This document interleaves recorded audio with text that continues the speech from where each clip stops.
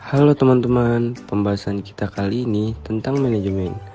Yuk simak video ini sampai selesai. Apa sih pengertian dari manajemen? Manajemen adalah sebuah ilmu atau seni untuk mengatur dan mengelola sumber daya manusia melalui proses-proses yang khas agar berjalan secara efektif, efisien, serta mencapai tujuan dan sasaran-sasaran yang telah ditetapkan. Dan itulah adalah pengertian dari manajemen yang telah kami simpulkan. Manajemen berbagi menjadi 4 bagian, yaitu yang pertama adalah perencanaan, disebut sebagai planning. Menentukan tujuan yang ingin dicapai diterapkan dengan konsep 5W plus 1H. Yang kedua ada yang namanya perorganisasian atau yang disebut juga organizing, membagi dan mengalokasikan pekerjaan yang harus dilakukan oleh masing-masing individu. Yang ketiga adalah pelaksanaan atau disebut juga sebagai actuating, bekerja secara efektif dan efisien dengan tugasnya masing-masing. Yang terakhir adalah pengawasan atau disebut juga sebagai controlling, menilai apakah yang sudah direncanakan berjalan dengan baik atau tidak.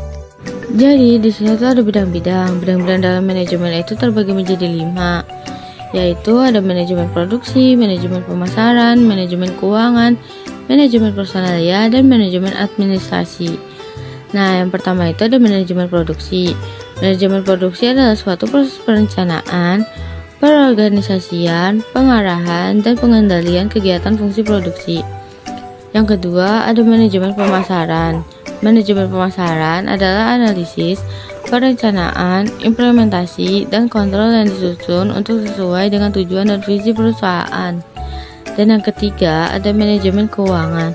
Manajemen keuangan adalah segala kegiatan perusahaan terkait cara menggunakan, memperoleh, dan mengelola dana perusahaan dalam mencapai tujuan dan target tertentu. Manajemen personalia adalah bagian yang spesialis mengatur atau mengelola sumber daya manusia dalam perusahaan termasuk proses penerimaan pegawai. Manajemen administrasi merupakan bagian dari bidang manajemen yang memberikan informasi layanan administrasi. Nah, kan tadi udah nih bidang-bidangnya. Selanjutnya itu ada tingkatan. Jadi tingkatan dalam manajemen ini ada 3. Yang pertama yaitu top manajemen. Top manajemen ini level tertinggi dalam manajemen yang bertanggung jawab atas keseluruhan berjalannya perusahaan. Contohnya yaitu general manajemen, presiden direksi, dan juga CEO.